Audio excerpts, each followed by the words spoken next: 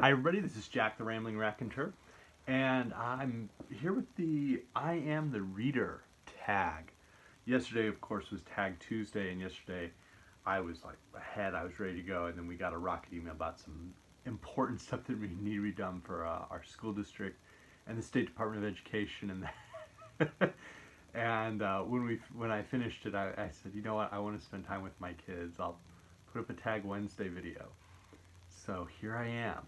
And this is the I Am the Reader tag. I believe the original questions come from Penguin Random House, like their site or some prompt. I was tagged, I want to say it was 3 weeks ago now, by Noah at Everyone Who Reads It Must Converse, and life has been happening. Thankfully, everybody's well and healthy here, which is the important thing for us, but life has been happening. So I've still been reading, which has been a delight, and spending huge amounts of time with my daughters. We've set up a hose splitter with some different water features here in our backyard. So we've got a little mini water park here in downtown Phoenix in our backyard for 2 kids to come play in, and a 33-year-old guy. So it's been a delight. Anyways, to the questions. The first prompt, choose one word that describes being a reader. Connection. I think it's why I read. I read to make connections to others, to other ideas, to other cultures, to other time periods, just to people from different perspectives. It's why I love reading, and I can't ever imagine a time where I would stop reading. I love to discover new things and new connections that exist, and recognizing the connections that exist across time and across cultures, and how we truly are all humans. We all are, we share ideas and ideals together. And I think that reading just helps me appreciate that and learn more about that and be able to share that. Prompt 2, what is the first book you fell in love with? I'm pretty sure it's that hardback picture book with rhymes about the presidents called The Buck Stops Here. I received it when I think it came out right around the time I was like 4 years old, and I would just read that. I'm pretty sure I got it for Christmas and got like a paper cut on it on Christmas night that year, and then just would read it and read it and read it and memorize it. I knew that Richard Nixon's middle name was Milhouse, and I thought that made me really cool at 4. My theories on what makes a person cool sadly have not changed in those past 30 years.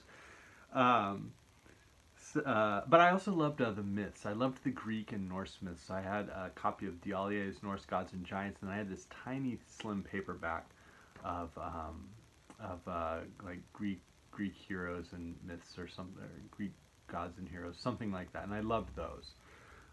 Prompt 3, hardcover, paperback. You can see mostly paperback. A lot of hardcover books I get.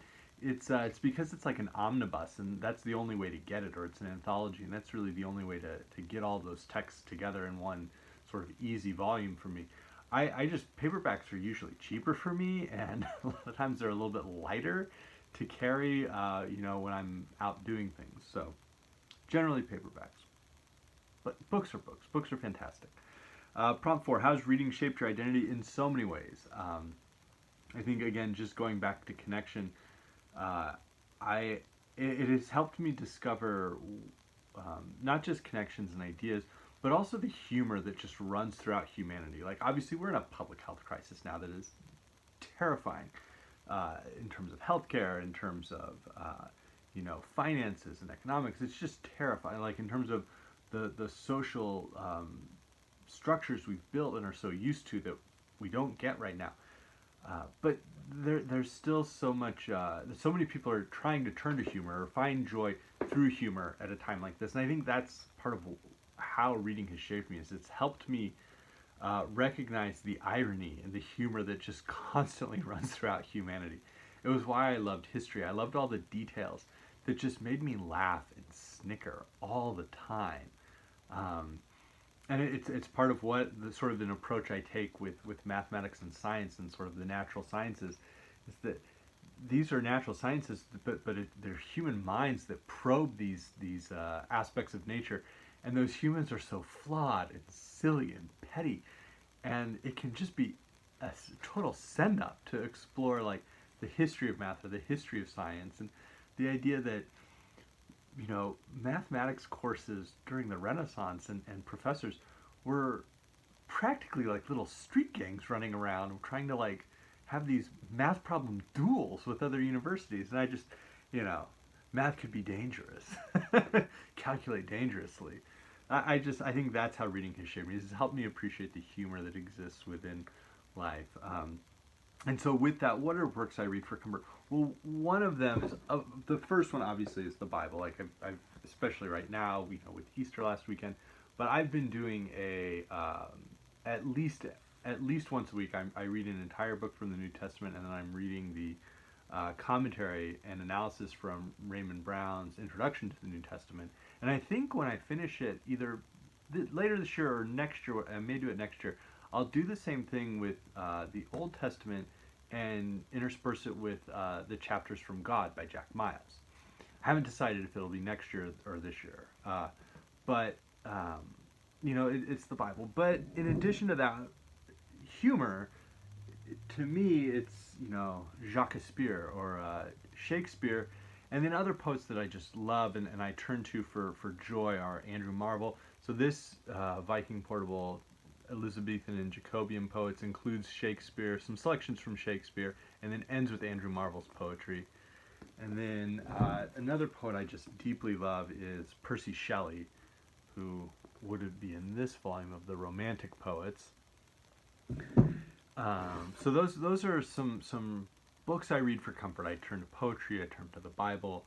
I look for the irony of humanity and just the appreciation of beauty that humans constantly explore. Who taught me how to be a reader? My parents were both readers. My dad was a voracious reader. He turned me on to a lot of like Southwestern literature, Tony Hillerman, Edward Abbey. He was not afraid to read anything to kids. So I grew up reading the National Geographic. I am fairly certain that I was the only person in class when we watched Seven Brides for Seven Brothers in like second or third grade. I was pretty sure I was the only person who knew that there was like an aspect of Roman history in the whole, the men going and abducting all the women in the town was similar to Livy's description of the Romans and Romulus going and abducting all the Sabine women. Although Stephen Vincent Benet had like written a story that links Livy to Seven Brides for Seven Brothers with the cowboy motif. But Romulus and Remus were at one point like cattle rustlers. The cowboy motif was always there. So I was aware of like Greek history and Roman history from a very young age. National Geographic. My parents read quite a bit to us and taught us to read and to appreciate to read. I had teachers who did that. My grandparents all read. And then when I was in college, I read a fair amount kind of on my own, but I was really fortunate that my senior year of college, I was a resident assistant. I was an RA at U of A. And we have a residence hall there that's part of like the exterior structure of their football stadium. It's called Stadium Hall. At one point it was Navajo Pinal Hall, which was abbreviated NAPI. You can see the issues with that, so when I came on staff, I decided to rebrand it the STAD. And it was very successful. It was 2 great years. But it was so successful that our senior year, they decided to give us a faculty fellow, so a professor at the university who would come and spend a couple hours a week at our hall. And he was a professor of rhetoric and like classical rhetoric and things like, a grammarian. It's basically like a really cool postmodern version of Stoner from the novel Stoner by John Williams. When I read Stoner, I was like, it's like Dr. Tom, except older. But Dr. Tom Miller, he was great because he was really good about helping me find new things to read, but also calling me out as a person, being like, don't be arrogant, don't be selfish. I made some comment. He and I were helping some of the younger students work with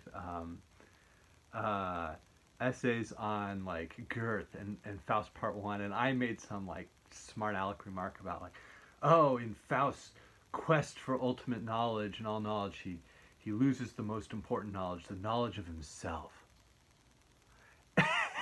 And just like a total SOB. And Dr. Tom was sitting there, and he kind of looked and everybody was like, whoa. And then he like turned and he cracked me and he goes, you see the cynical smirk that he he gave when he said that.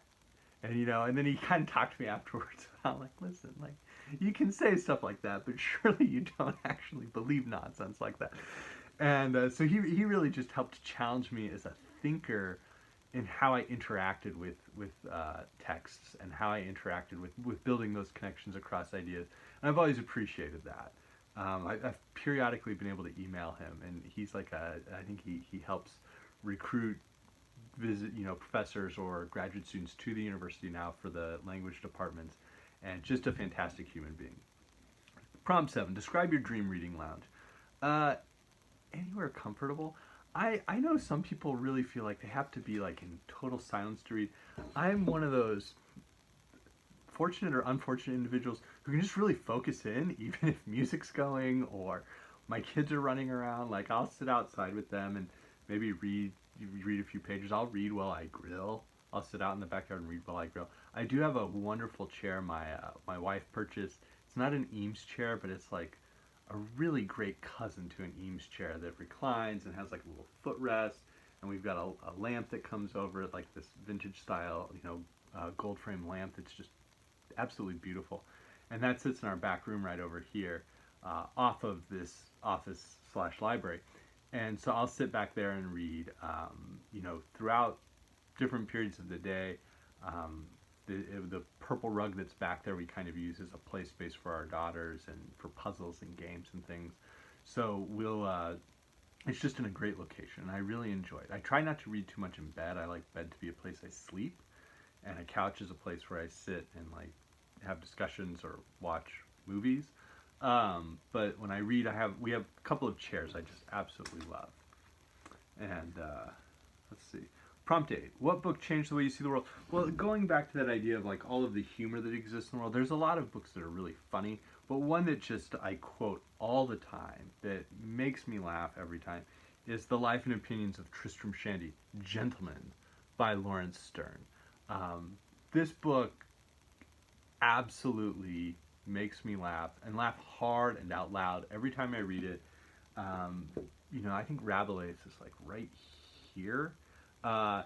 That type of humor and like medieval gusto is right in line. Shakespeare's hilarious.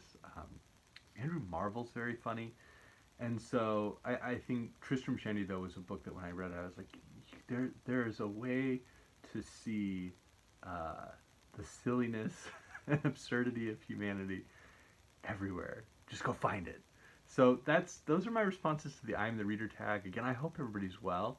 And I don't know if you've read any of these books, let me know. If you completely disagree with me, feel free to let me know. But I hope you're all well. Thank you.